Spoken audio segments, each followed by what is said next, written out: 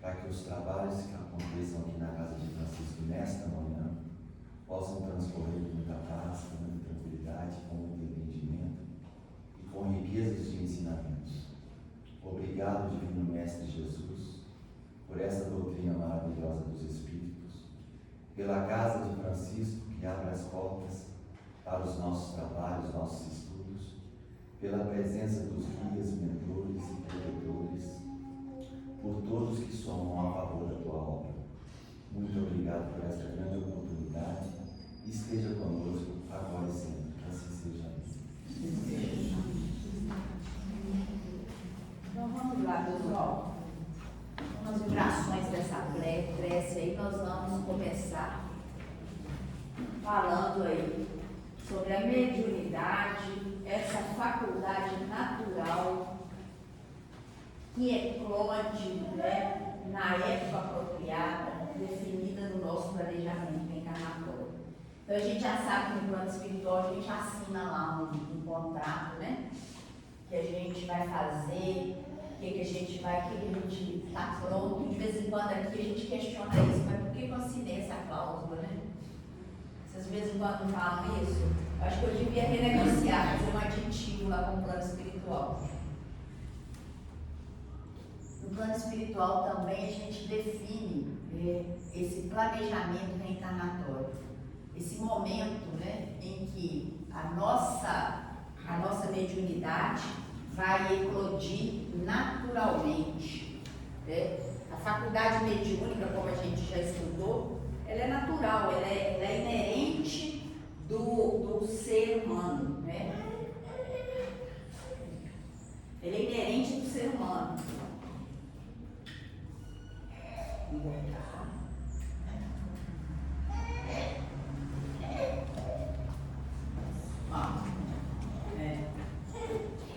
Então a eclosão natural ela aparece espontaneamente, mediante constrição segura, na qual os desencarnados de tal ou qual estágio evolutivo convocam a necessária observância de suas leis, conduzindo o instrumento mediúnico ao precioso labor, por cujos serviços adquire vasto patrimônio de equilíbrio e iluminação, resgatando simultaneamente os compromissos negativos a que se encontra elevados desde vidas anteriores.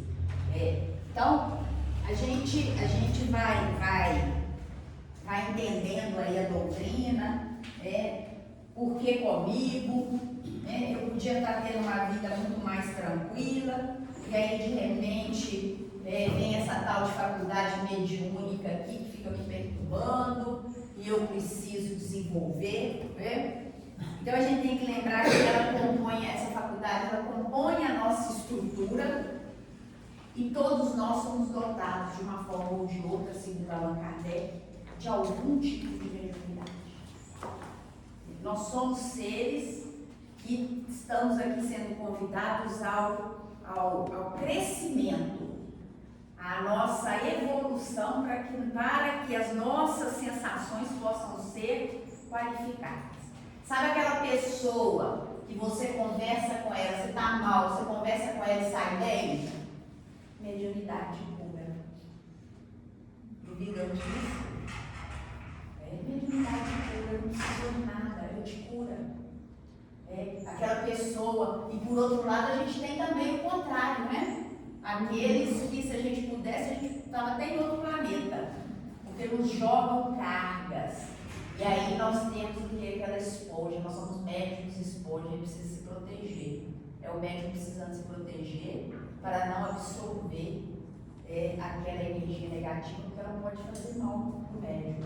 Então, todos nós, de alguma forma, a gente vem com essa característica, e a mediunidade ela vai variar de pessoa para pessoa, e as manifestações também são variáveis. Então, ela tem uma regra, o médico e psicógrafo, ele só pode psicografar de lápis. Até de carvão, do jeito que for. O médico ele tem que psicografar de uma forma que ele possa ser natural. sem forçação, né? Ah, eu sou médium psicólogo, eu sou obrigada a entregar toda reunião uma mensagem? Claro que não. Pode ser que naquela reunião ali não tenha nenhuma psicografia para você, nenhuma comunicação necessária. Né? Psicofônico, ele é obrigado a trazer, e é uma outra coisa do médico psicólogo, eu sempre converso muito sobre isso, né? Às vezes ele fica muito angustiado, porque termina a mensagem, ele não sabe quem assinou a mensagem. E ele fica desconfortável. Tem psicógrafo aqui?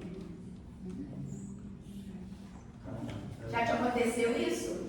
Você não saber quem assinou a mensagem, e aí você fica naquela obrigação de dar um nome? Achando que é mistificação. Achando que é mentira, é isso?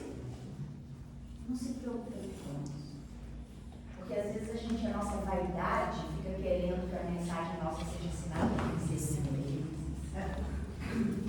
adiante, né? E eles são entre uma ordem de espíritos de luz que nós sequer conhecemos. E muitas vezes o espírito nem assina, sabe para quê? Você não ficar vaidoso. Senão você vai ficar vaidoso. Oh, hoje eu recebi Emmanuel. Hoje eu recebi uma mensagem do Chico.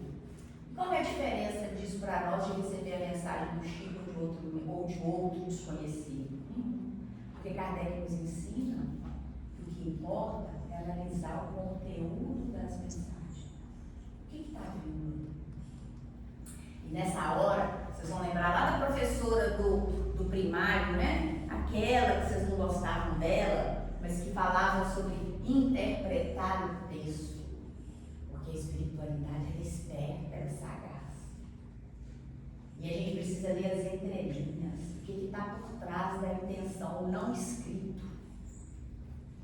Então, muitas vezes, o não escrito, ele diz muito mais do que o que está escrito. Assim como o não dito diz muito mais do que o que a gente diz. Sabe quando eu falo assim, bom dia, mas eu falo com a cara tão fechada que é o contrário que eu estou desejando. Não dito é muito mais forte. Então, a gente na mediunidade, a gente vai alcançando essa segurança, essa maturidade e essa tranquilidade para desenvolver a sua habilidade. Então, não existe um padrão. O médium só pode manifestar dessa forma. Não existe um padrão. Existem procedimentos, orientações, aconselhamentos, para que, obviamente, não vire também uma faca. Porque imagina se cada um resolve fazer do jeito que acha que é.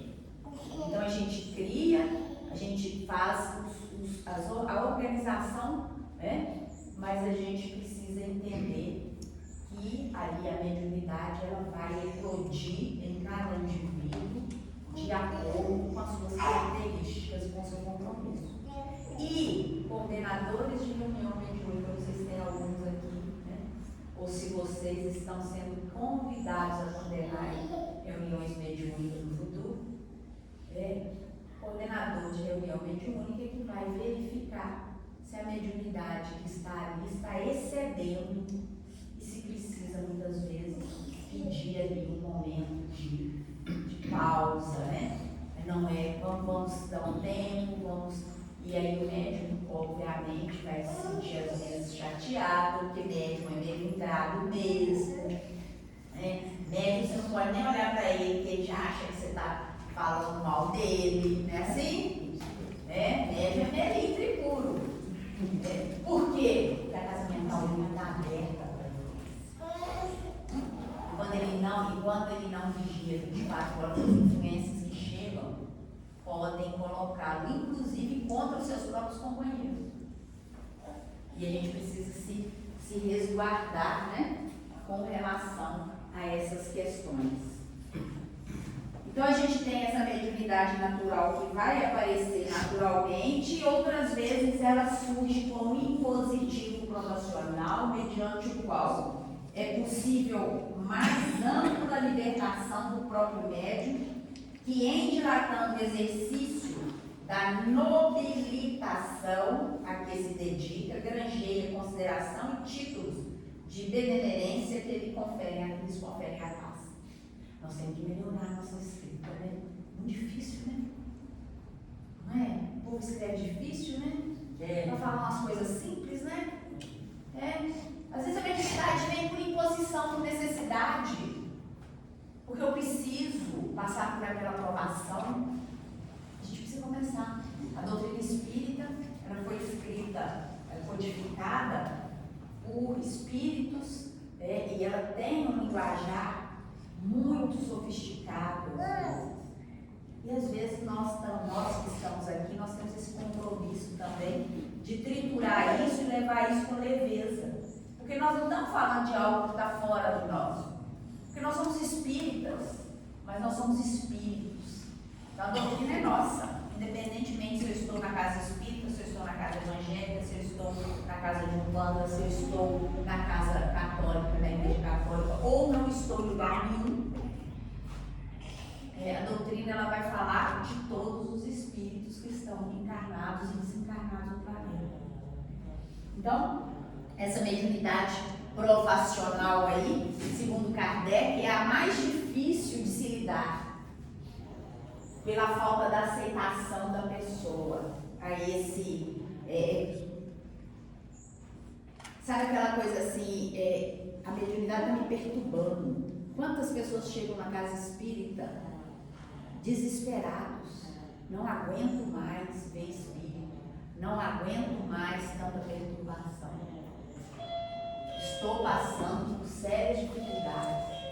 Essa é a mediunidade profissional.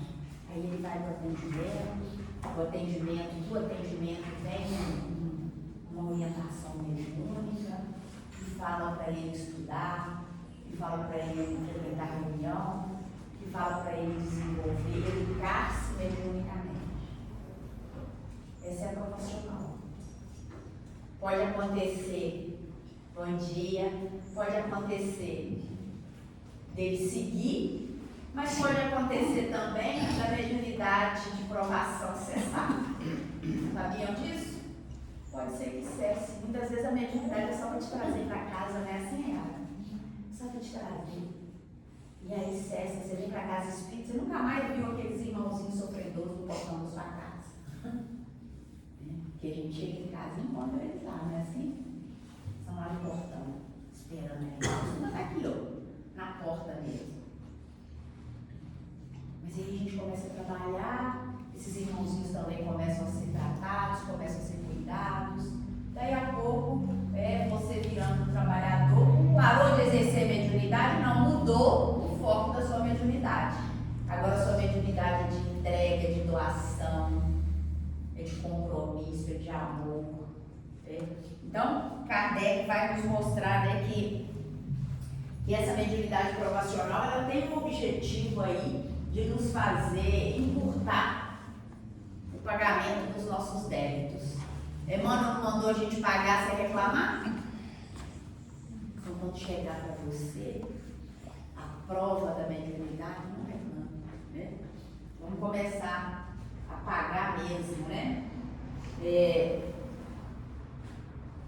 Sem dúvida, poderoso instrumento pode converter-se em lamentável fator de perturbação, tendo em vista o nível espiritual e moral daquele que se encontra investido de tal recurso.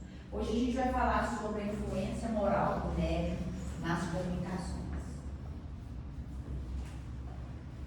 Kardec vai dizer que a mediunidade ela vira perturbação quando a pessoa, tendo esse recurso como ferramenta, não conseguindo trabalhar seu íntimo e se deixando levar pelos seus vícios e suas deficiências morais, atrai com mais facilidade as mentes perturbadoras que encontram nele as condições mais favoráveis para atingi-lo em cheio. E a ignorância, muitas vezes, do fato em si também corrobora para o seu desequilíbrio. Portanto, dois fatores mais comuns que contribuem para a perturbação são a ignorância e a ausência de compromisso com a reforma íntima. eu estou sendo então convidado. Não, a gente não é convidado, né? Eles vêm e jogam na gente. E o que eu faço?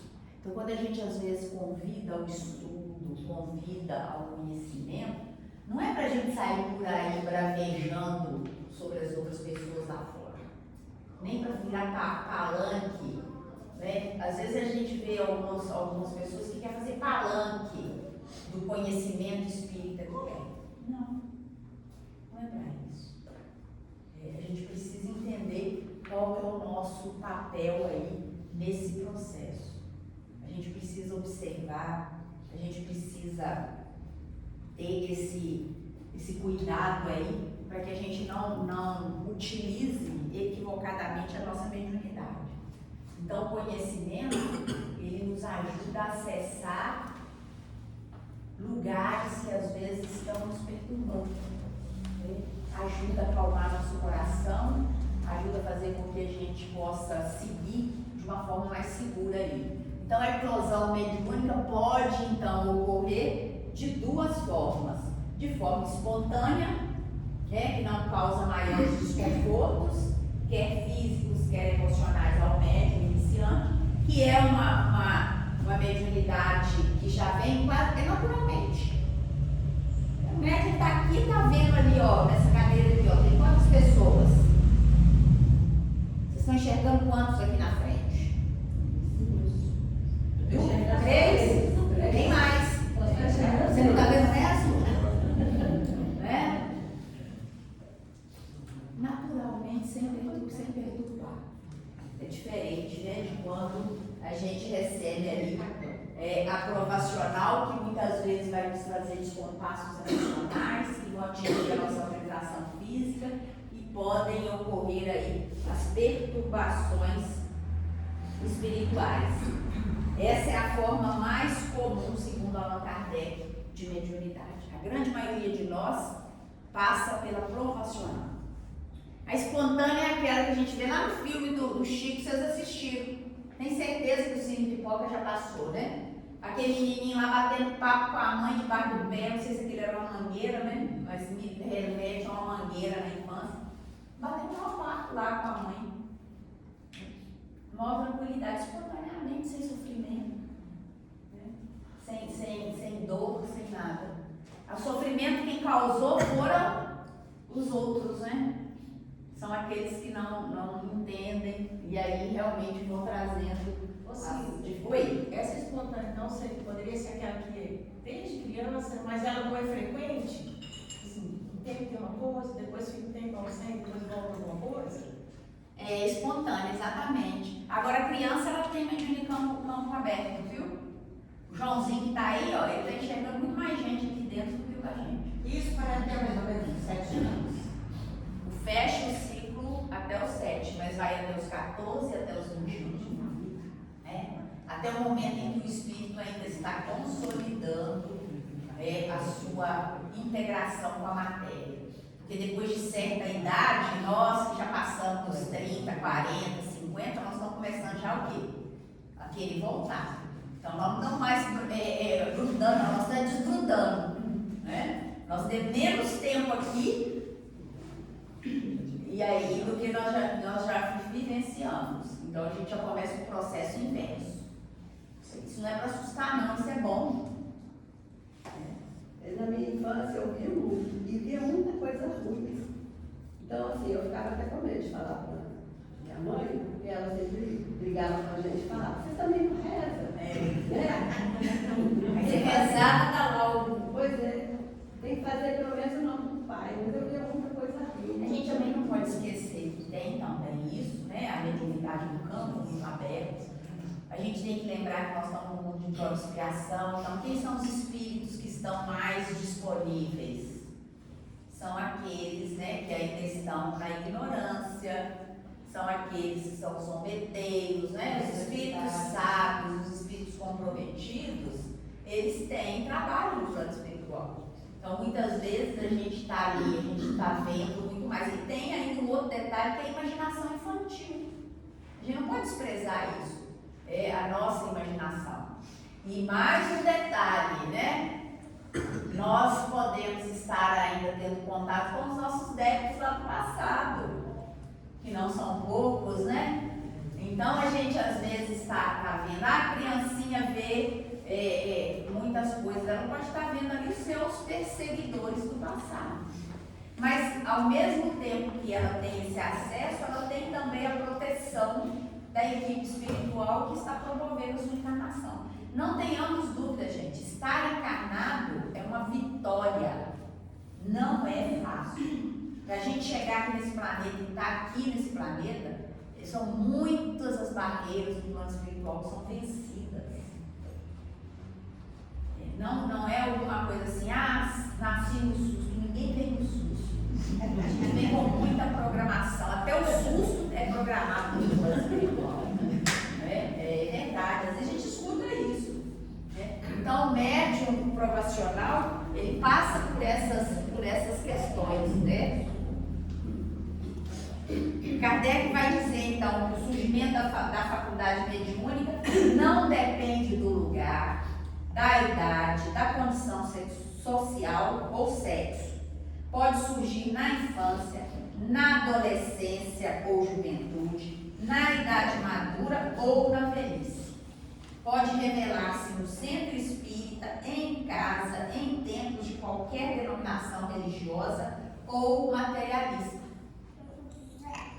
Tem uma regra, né? Então nós não temos, é só na casa espírita. A eclosão não. E por isso que a gente se educa, para que a gente possa ser dono da nossa vontade. O livre-arbítrio é meu, o espírito está comigo. Vamos embora. Bate papo com ele, conversa com ele, fala, hoje não. Agora não. Vamos na hora certa. É por isso que a gente tem as reuniões. É por isso que a gente tem o Evangelho no lar. É por isso que a gente tem as visitas fraternas. É por isso que a gente tem a assistência da casa espírita. Porque a assistência da casa espírita não é só entregar para o outro o bem material, não. Ali é o que menos importa para nós ali. É a entrega de um bem outro. Que é o nosso tempo, que é o nosso carinho, que é o nosso acolhimento, achando que a gente está beneficiando o outro é que está me beneficiando, está me dando oportunidade de trabalho. Então isso é difícil a gente entender, porque às vezes a gente está lá fazendo caridade, está no Facebook, né, no Instagram, né, tirando foto. Hoje eu estou aqui na comunidade, olha aqui, pessoal, dá tchau lá, nós estamos comendo panetone. Nenhum problema quem faz esse tipo de caridade. Continua fazendo, pelo menos está enchendo a barriga do povo. Mas a gente sabe também que o que tem que receber já recebeu, que é o aplauso da terra. Né? Então, bônus hora não vai juntar. Porque não saiba o quê? A vossa mão direita está fazendo como ele faz assim. Exatamente. Pode continuar aqueles, e ele não tem que censurar ninguém, tá? Se a pessoa está lá entregando a comida, a cesta básica, tirando foto e postando no Instagram, se ela está alimentando os nossos irmãozinhos que estão em dificuldade, deixa ela continuar alimentando. Deixa. E a gente não tem que falar com ela, você não vai ganhar nada com isso, no plano espiritual. Não. De repente vai ganhar. E a gente vai perder se ficar julgando, né? Então vamos lá. As crianças a possuem. A criança tem mediunidade.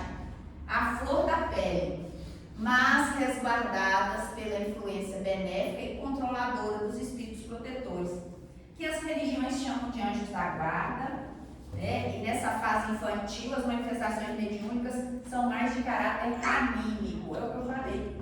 Pode ser uma interseção ainda com a sua vivência anterior. Lembra que a gente falou aqui sobre animismo, mediunidade, animismo? Animismo tem a ver com a nossa história encarnatória. E é aí que a gente tem que tomar muito cuidado na reunião mediúnica, por exemplo, quando às vezes a gente está ali se preparando para a reunião mediúnica e a gente, qualquer questão ali, né, a gente até tirar o médium muitas vezes daquele circuito de cair no animismo. A gente pede para ele, às vezes a gente pede para ele plasmar algum ambiente. A coordenação sabe que o melhor às vezes é conduzi-lo para outro ambiente, porque você tira ele da intimidade dele. Por isso eu vou falar para vocês assim, pensem em um lugar agradável, que você gostaria de estar agora. Cada um aqui vai ter um lugar diferente, nós não vamos entrar em um consenso, não é verdade?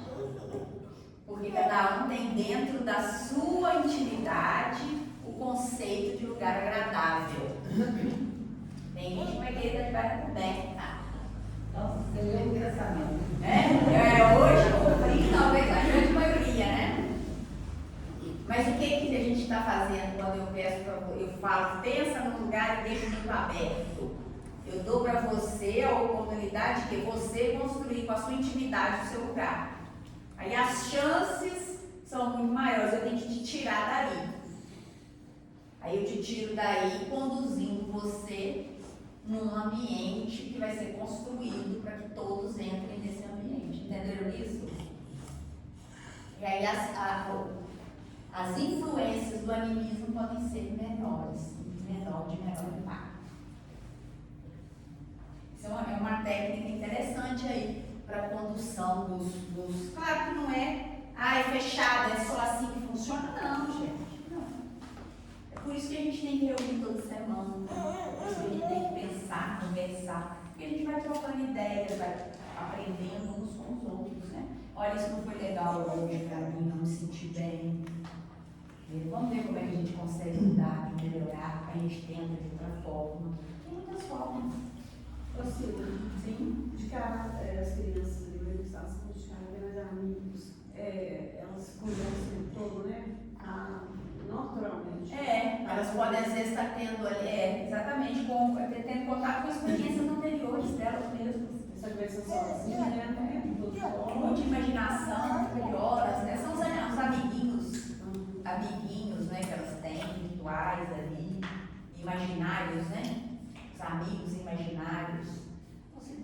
Quando o médico traz esse animismo, às vezes é uma coisa que precisa ser tratada também. Exatamente, nós vimos isso aqui, né? E aí o médico é paciente. Aí ele não tem condição de atender, ele é paciente. E é nessa hora que a condução da reunião é muito importante. Porque precisa que a gente tenha percepção para verificar que ali a gente precisa ajudar e não criticar. É o que o Emmanuel falou. Hoje a lição de Emmanuel foi demais, né? Diante dessas fragilidades, porque a pessoa às vezes está ali se manifestando e você vê claramente que não tem espírito ali. É ela. É uma dor que ela está trazendo na alma dela.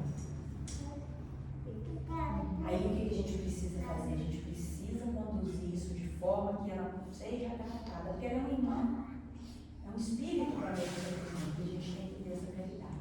Então não adianta chegar, você viu como é que foi a fulana hoje na reunião? Só falou da vida dela.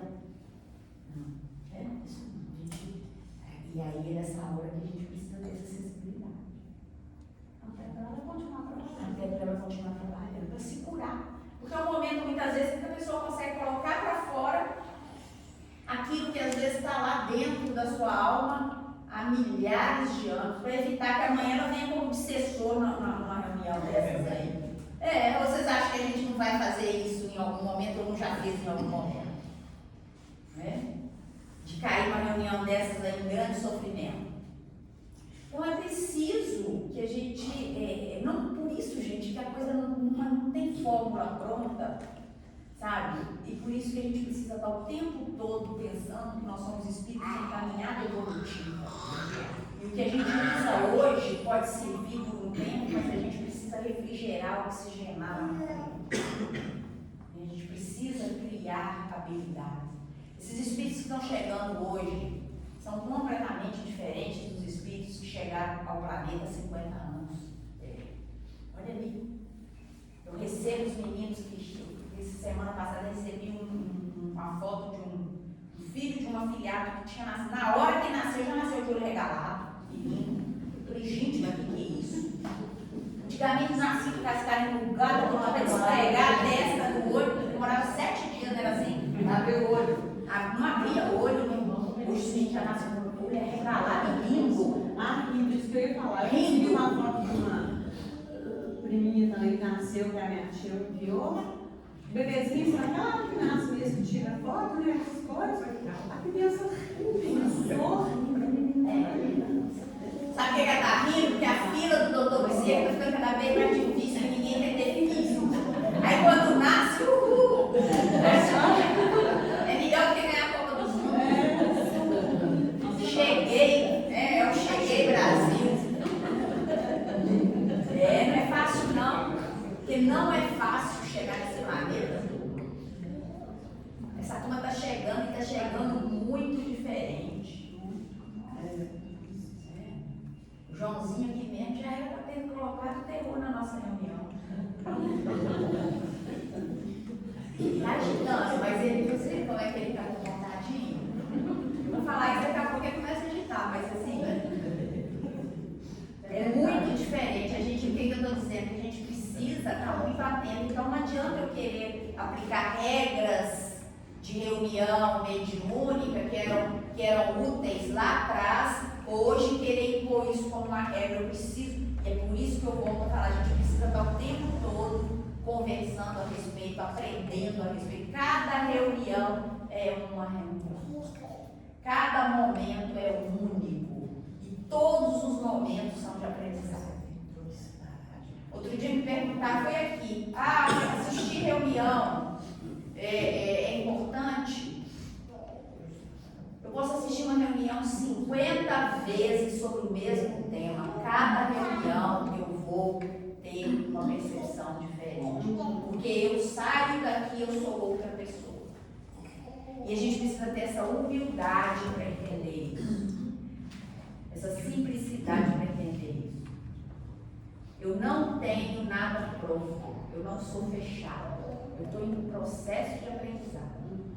E isso não é diferente da reunião. Então não tem regra. Eu sempre fiz assim na reunião, só tem que ser dessa forma. De repente está na hora de mudar. Está na hora de aprender, de melhorar. Claro, sempre observando as questões, a caridade acima de tudo, o respeito ao outro acima de tudo. Isso são regras muito básicas. E se a gente segue, dá tudo certo, né? Então não há um aspecto chave que vai diferenciar a mediunidade da imaginação.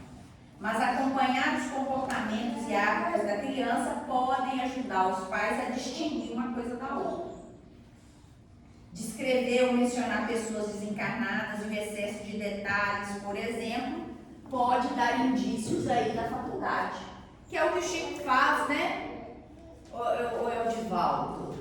Que fala assim, sua mãe está aí, ela usa, é o Chico, né? Um colar, não é assim? É o Divaldo. Ela usa, ela é assim, assado, não sei o quê. Então, assim, os pais, e aí, né?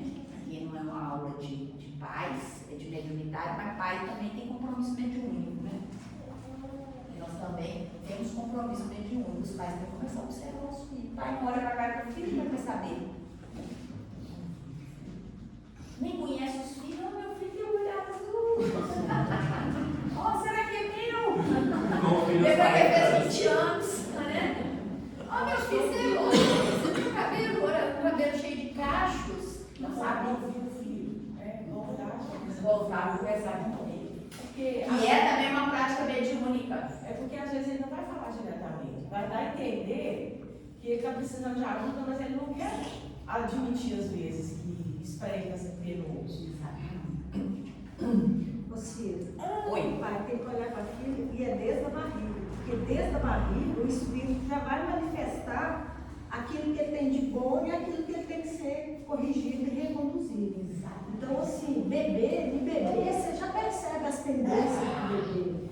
E você já deve estar desde a gestação, a bem da verdade. E a gente tem isso tanto, né, Yara? O sofrimento. Porque quando. Agora eu estou confortável, porque eu tenho estudiosa aqui nos missionários da da luz, mas lá o Segismundo, né? Exatamente. Você já chegou nesse capítulo? Então, dele. Isso. O Segismundo lá é um exemplo assim, fantástico de reencarnação. Porque a gente vai ver o seguinte, que está tudo ali, ó. O processo está todo ali. Então a gente precisa estar junto com a criança, estar junto com o processo. E por isso que tem uma música do Padre Zezinho que é muito interessante. Minha sogra gostava muito dela. Eu só lembro dessa parte, que nenhuma família se forma por um de repente. Tem uma coisa assim, né? É muito bonita a letra dela, mas ela é bem interessante, para mostrar pra gente o que é isso. Olha, tem que ter responsabilidade.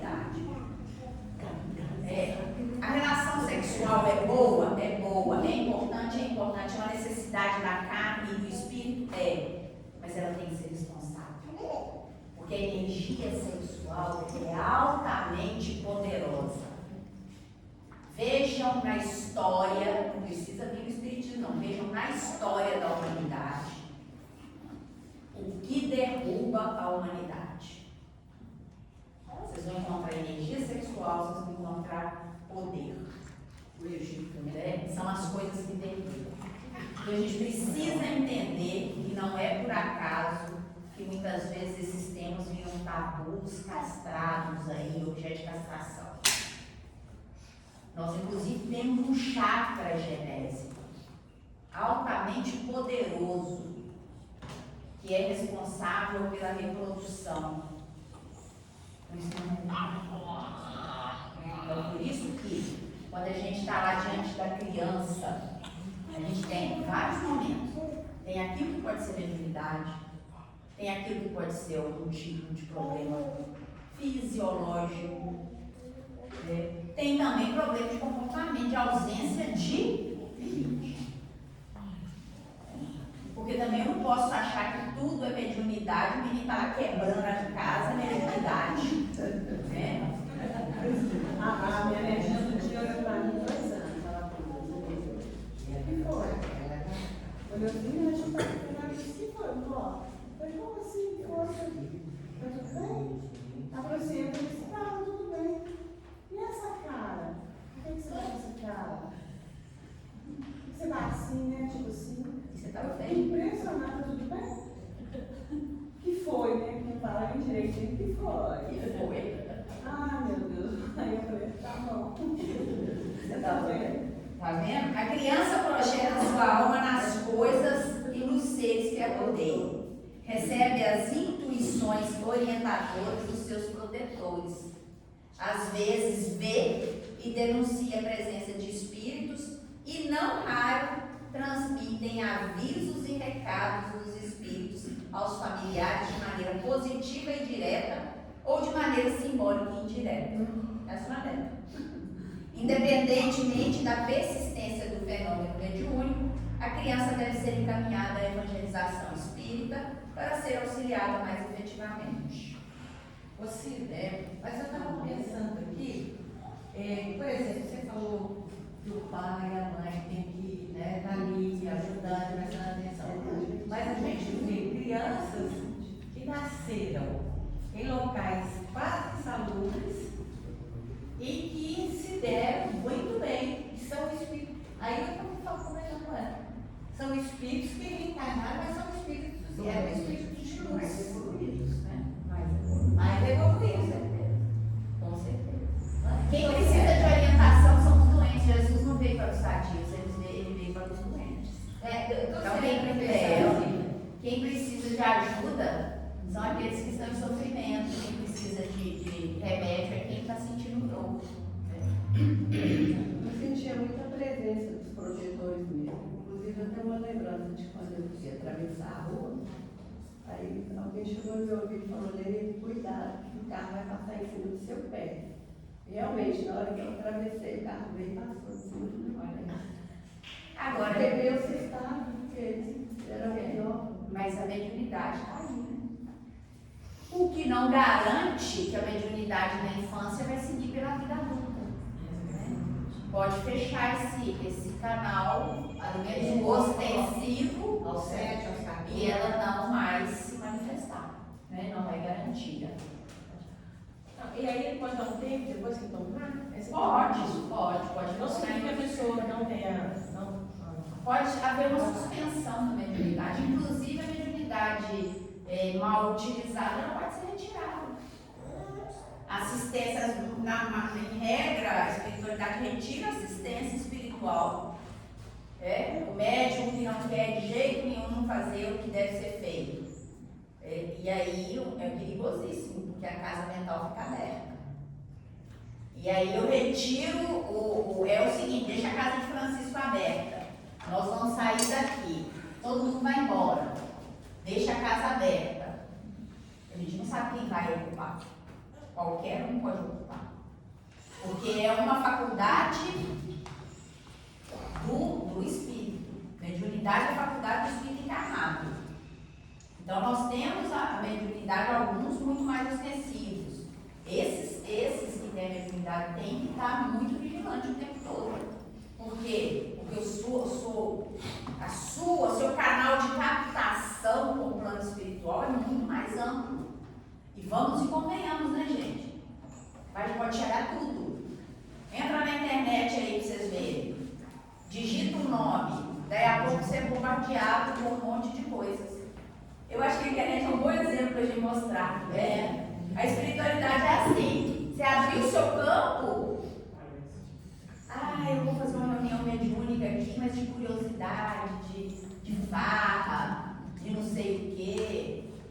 Espírito bom não vai perder tempo nisso. Ele pode ir lá manifestar, orientar, tentar recuperar, porque eles são assim dedicados. Mas se percebem que a gente está continuando renitente ali no mesmo processo, eles vão nos deixar. E quando eles nos deixam, até por uma questão de corrigenda necessária, deixa a gente ir, a gente cai e vai aprender. E volta. E volta. Ou que não volta por enquanto, né? Mas em algum momento a gente volta. Que infelizmente às vezes é o aprender pela dor, pelo sofrimento, pelo desvio, né? Desviou. Então a gente tem que tomar muito cuidado com a mediunidade. Eu acho que mesmo que a pessoa não vá atuar, ela precisa aprender a lidar. Porque eu estava perguntando. Vá atuar é ótimo, né? Porque parece que vai subir um palco para atuar. Bonitinho, né? Se vê. Mas assim, acho que a pessoa precisa aprender, porque como é 24 horas, né? É um estilo de vida, eu falei isso outro dia. A pessoa precisa de pelo menos aprender para não virar sofrimento. Pois é. Porque senão vira sofrimento. Por isso a educação mediúnica. É o que eu falo, às vezes eu brinco aqui, eu não estou brincando com vocês. A gente tem que falar o seguinte, agora não.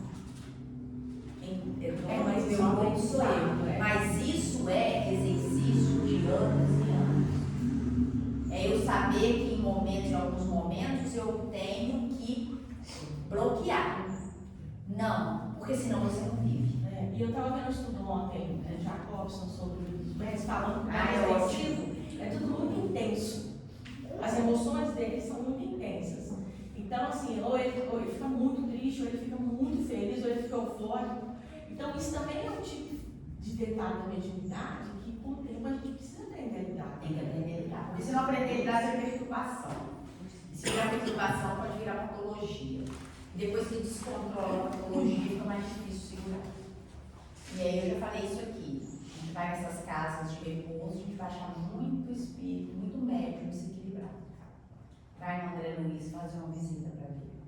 A grande maioria que está ali, desperturbado, é médium.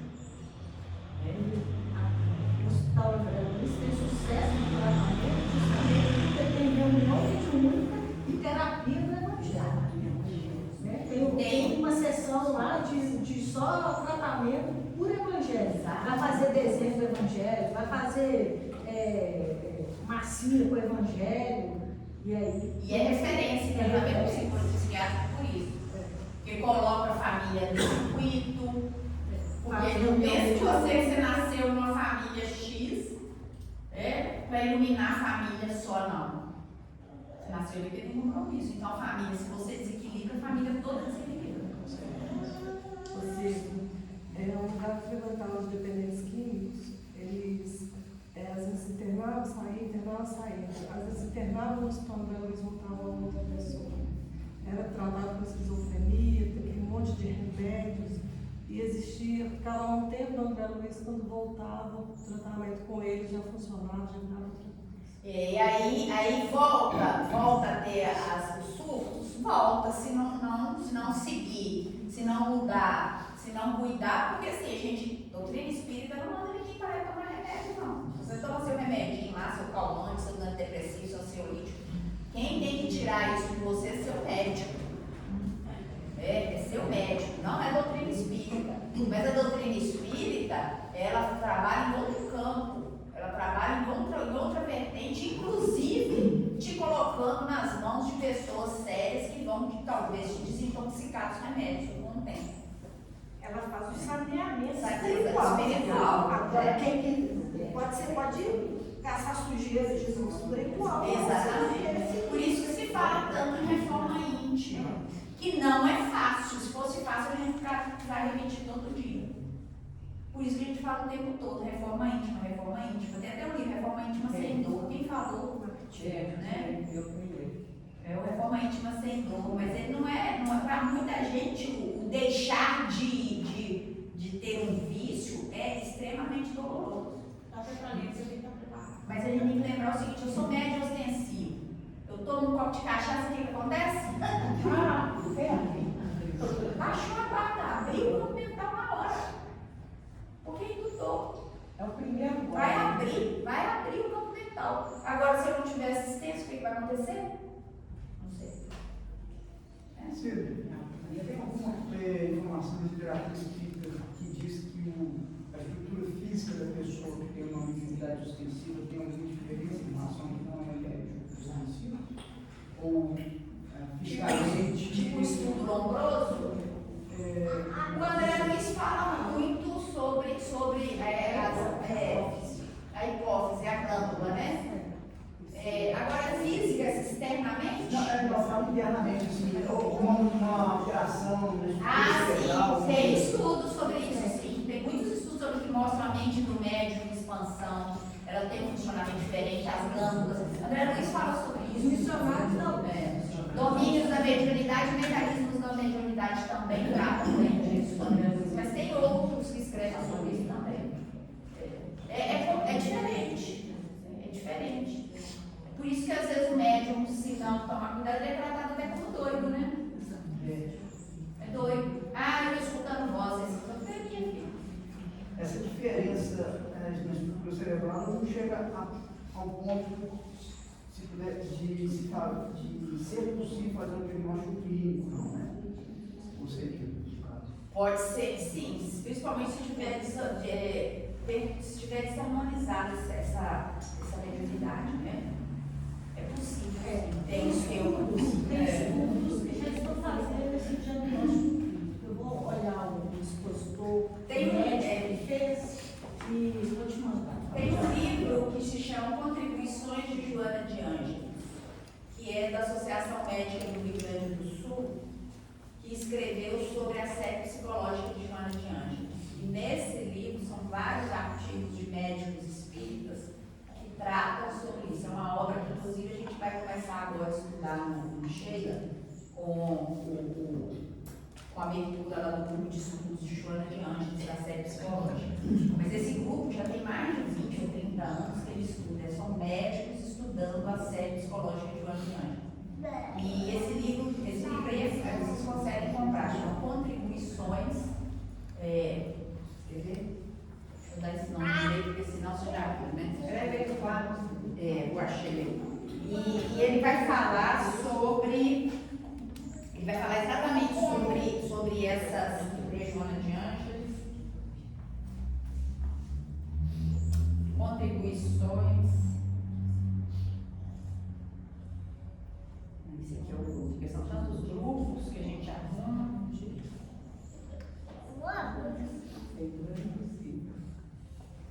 E aí você tem estudos, né, de pessoas que estão aí fazendo esse trabalho aí, à luz da doutrina espírita, porque Joana de Ângeles, ela tem trabalhos muito interessantes no mundo espiritual. eu abrir aqui, eu vou ter que abrir pelo outro. Depois você corta essa parte, viu, Márcia? Desde que o pessoal vê como funciona. Pra ver como é que funciona, né, gente? É assim, ao vivo é assim, né? A gente tem que. E nessa hora a gente pega. Porque essa questão psicológica, ela é importante para a gente ver o seguinte, que a gente precisa se cuidar, né, pessoal? A gente tem que cuidar, a gente cuida do corpo físico, a gente cuida. Contribuições de Joana de Ângeles.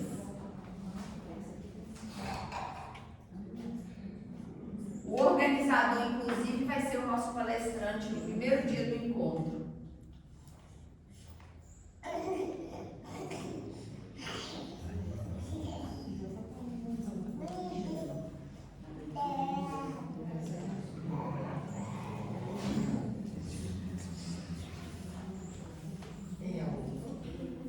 O organizador é Gelson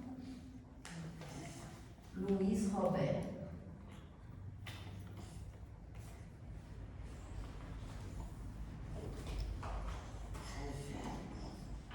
É um livro, Contribuições de Joana de Ângeles para a análise dos transtornos mentais, tá? Dos o quê? Dos transtornos mentais. Ele é um organizador, tá? E aí são vários os médicos, estão todos espíritas, estudiosos da obra de Kardec, então isso é um texto aí que... eu acho que eu consegui tudo. Então vale para quem se interessa, né?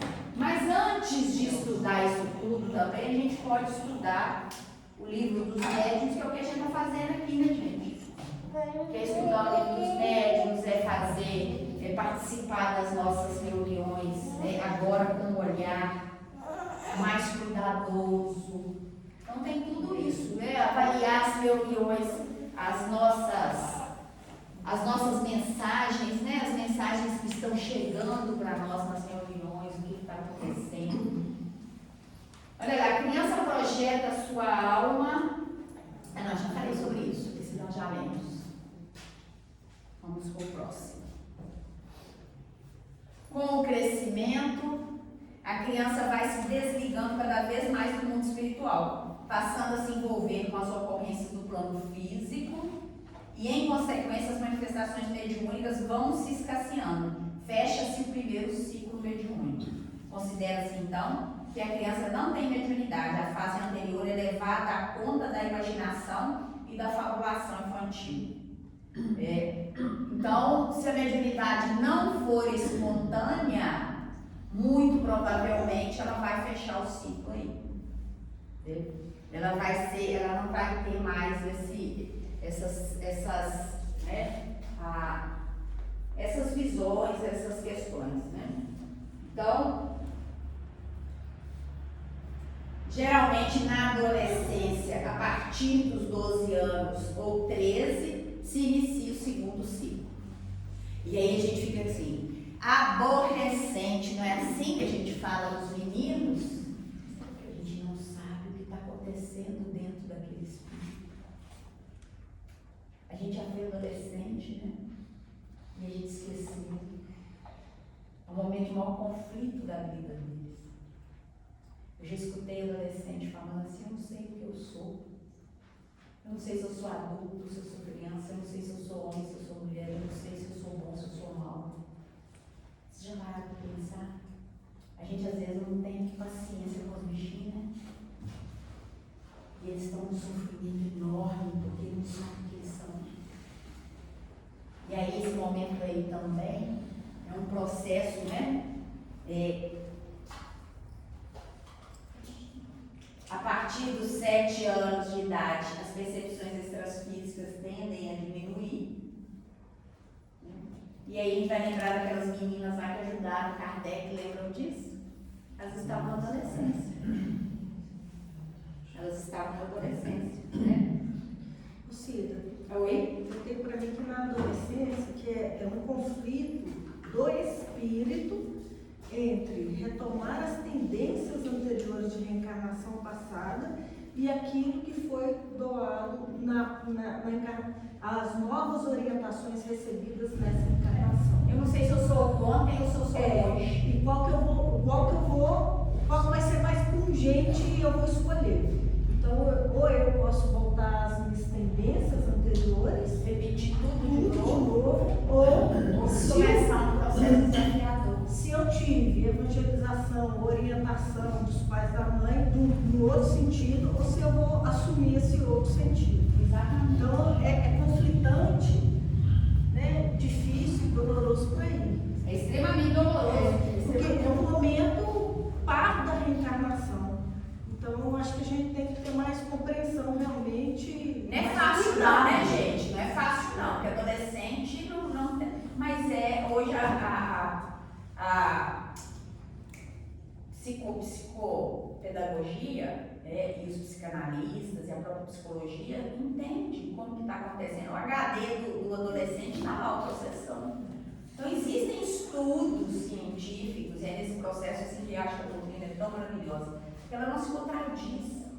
Então todo esse processo, existem estudos científicos que vão mostrando esse cuidado que se tem que ter nesses processos, nesses momentos e tudo mais. Então olha lá, na adolescência o seu corpo já amadureceu o suficiente para que as manifestações mediúnicas se tornem mais intensas e positivas. É tempo de encaminhar com informações mais precisas sobre o problema mediúnico. O passe, a prece, as reuniões de estudo doutrinário são meios de auxiliar o processo da eclosão da mediunidade sem forçá-la, dando-lhe orientação necessária. Mediunidade não pode ser na marra, não força. Ah, eu não sou médium, você vai ser. Tem que desenvolver, não existe isso não. Você pode levar uma pessoa surto psicótico se você fizer essa indução da pessoa. Ela não está pronta. Vocês acham que é fácil mexer com o plano espiritual, escutar algo toda hora aqui? A gente vai com a cabeça boa, então não tem nada de ser não, né? A gente tem que... E o terceiro ciclo ocorre geralmente na passagem da adolescência para a juventude. Entre os 18 e 25 anos, é tempo nessa fase dos estudos sérios do espiritismo e da mediunidade, bem como da prática da mediunidade, da prática mediúnica livre nos centros e grupos espíritas. Sempre com muita seriedade, né? No quarto ciclo, correspondente à mediunidade, que só aparece após a maturidade, na velhice ou na sua aproximação. Ah, eu nunca tive mediunidade, agora que eu fiz 80 anos eu virei médium. Aí costuma ficar assim, sabe? Ele como a gente foi lá do lado de lá, ó. Eles chamando a gente, né? Trata-se de manifestações que se tornam possíveis devido à condição da idade. Enfraquecimento físico, permitindo mais fácil expansão das energias perispíricas, maior introversão da mente com a diminuição de atividades da vida prática, estado de apatia neuropsíquica provocado pelas mudanças orgânicas do envelhecimento. Esse tipo de mediunidade tardia tem pouca duração, constituindo uma espécie de preparação mediúnica para o mundo. Restringe-se a fenômenos de vidência, comunicação oral, intuição, percepção extrasensorial e psicografia. Então não sofram não, tá? Se vocês começaram agora, não é que vocês vão morrer não, calma. Calma. Para se encarnar a gente prepara toda hora, não é assim? Tem que estar preparada toda hora. Mas isso é uma coisa muito séria, tá? Não sei se vocês têm convivência com pessoas idosas, eu não falo idosa mesmo, né? Minha tia tem 100 anos. A minha mãe com 98, ela conversa com todos os desencarnados o dia inteiro. A minha irmã, que não é espírita, ela falou, eu bato papo com as tias que eu nem conheci. Bate papo e conversa mesmo, literalmente. Até lá no plano espiritual. A gente brinca, eu brinco com eles, né? Porque lá ninguém é espírita, eu brinco com mamãe já está no mundo de Nárnia há muito tempo, né? Tá lá. Mas ela sempre foi médium. Você ouvia muito falar que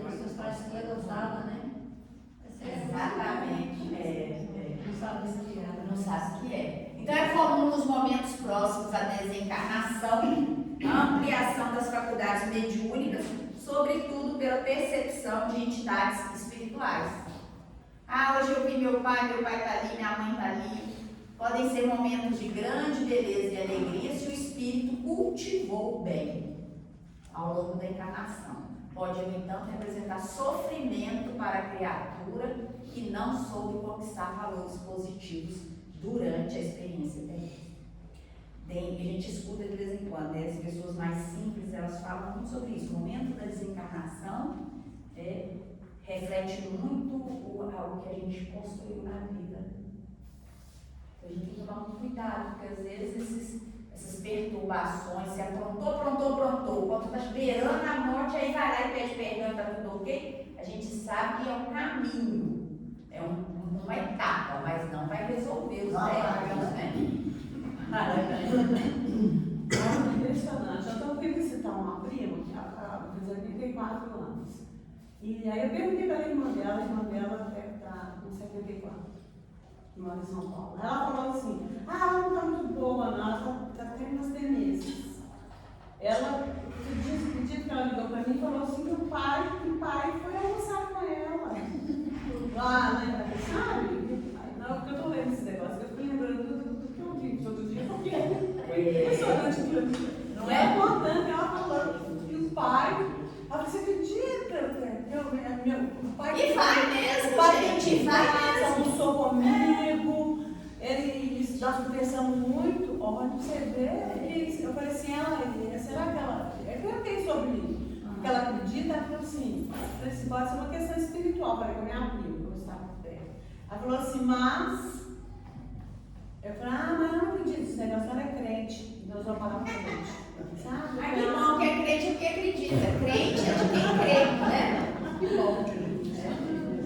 Olha lá, os sinais e sintomas que anunciam a mediunidade vão variar, né? E aí a gente já sabe. São muitos, né, gente? Como que eu sei que o calafrio que eu estou sentindo não é de frio, é de mediunidade? Né? Existe para isso. Por isso é preciso conhecer a si mesmo, né? É preciso que a gente se conheça. É diferente, mas é preciso que a gente esteja atento, né? Não é qualquer coisa, pode ser que atravesse um calafrio na gente aí e não quer dizer nada. É a mesma coisa, a porta bateu, é espírito? Não, pode ser vivo. O gato gritou, é espírito? Às vezes um cachorro. Não, pode ser que a audição dele é tão aguçada que ele escutou lá um movimento, né? Diferente. Então, a gente tem que ficar atento a essas questões, né? Não é a mediunidade que gera distúrbio no organismo, mas a ação fluídica dos espíritos que favorece a distonia ou não, de acordo com a qualidade do que esta se reveste. E nós já vamos sair, vocês tomarem café, está acabando. Quando do aparecimento da mediunidade surgem distúrbios vários, seja na área orgânica, através dos desequilíbrios de doença, ou mediante inquietações emocionais e psiquiátricas por debilidade do médium. Gente, quem não de repente começa a vir eclodir na mediunidade, quantas vezes a gente recebe gente na casa espírita desesperada, emocionalmente? A pessoa começa a ter um problemaço dentro de casa, no trabalho, é a mediunidade que está eclodindo. Então, assim, esses distúrbios, essas distonias, né, que Kardec chama, ele vai mostrando para nós assim, que são reações porque você saiu da sua linha de conforto ali, da sua linha de tranquilidade, de repente você está sob outras influências. Você começa a perceber outras influências e não sabe como lidar com elas. Então, o que a gente faz na reunião mediúnica, estudando, educando-se mediunicamente? É exatamente se educar para saber lidar com isso. Porque se a gente não se educa, a gente vai entrar num processo de sofrimento muito grande. Por outro lado, quando a ação espiritual é salutar, uma aula de paz e bem-estar envolve o medianeiro, auxiliando na preservação das forças que o nutrem e sustentam durante a existência física. O momento da eclosão da faculdade mediúnica no espírito encarnado é de fundamental importância, uma vez que essa faculdade poderá proporcionar benefícios ao próprio encarnado e ao próximo, se bem orientado e amparado fraternalmente. Deve-se considerar, no entanto, que nem sempre a pessoa é convenientemente assistida, logo que desabrocham as suas faculdades mediúnicas, seja por ignorância a respeito do assunto, o que é mais comum, seja por desinteresse ou desatenção dos familiares ou dos amigos. Em outras ocasiões, os médiuns iniciantes, por se revelarem fascinados pelo entusiasmo excessivo diante do impacto das revelações espirituais que os visitam de já, solicitam o entendimento e o apoio de irmãos experimentados para que não se percam através dos engodos brilhantes. Então, pode acontecer, é o que está dizendo ali, né? Muitas vezes a gente pode ficar fascinado, ou pode ser mal orientado, pode não ser compreendido, eclode a mediunidade, o povo te interna e te enche de remédio. Tem um livro que chama Ala 18. Que é só de... não é? Te enche de remédio. Pode ser que você precise, volta a dizer, existe a doença do corpo físico que tem que ser tratada com remédio do corpo físico. Mas será que para tudo? É só isso? Será que não nos falta? Nós não estamos agora entrando num processo para nos conhecer melhor, conhecer nossa mente. Que a gente sabe que não conhece a mente da gente em nada, quase em nada, a gente já sabe disso há muito tempo. Eu era pequenininha, eles falavam com a gente que a gente usa menos de 1, 2% da nossa mente.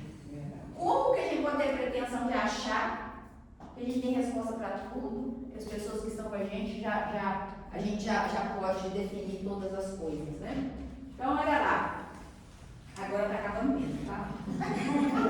Assim, em questão de mediunidade, é importante conhecer bem o assunto para poder auxiliar, efetivamente, aquele que busca amparo na casa espírita.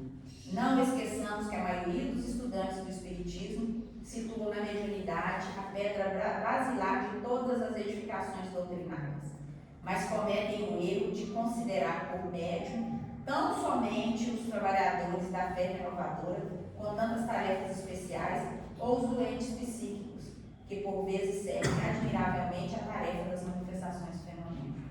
Para a gente lembrar que todos somos médicos. E que a gente não tem que estar junto ali, na tarefa, no auxílio. Auxiliar a educação e o desenvolvimento médico não é fácil. Exige do dirigente espírita devotamento nesse gênero de trabalho, assim como disposição para orientar com bondade e paciência, sobretudo o médium iniciante, se o médium iniciante apresenta mediunidade profissional. E a gente sabe que a maioria de nós é profissional. A criatura cuja faculdade mediúnica eclodiu e que se dispõe a iniciar o seu exercício deve ter consciência da importância e do significado dessa faculdade. Então não é brincadeira, não é brincadeira. Vou ali agora tirar umas psicografias, vou ali agora conversar com os espíritos, vou ali agora ver o que está acontecendo. Não é brincadeira. Compromisso, reunião mediúnica é coisa grave, né? Grave de seriedade. Por isso mesmo os amigos desencarnados, sempre que responsáveis e conscientes dos próprios deveres diante das leis, estarão entre os homens, exortando-os à bondade e ao serviço, ao estudo e ao discernimento. Porquanto a força mediúnica em verdade não ajuda e nem edifica quando esteja distante da caridade e ausente da educação. É necessário, contudo, reconhecer que na esfera mediúnica cada servidor se reveste de características próprias.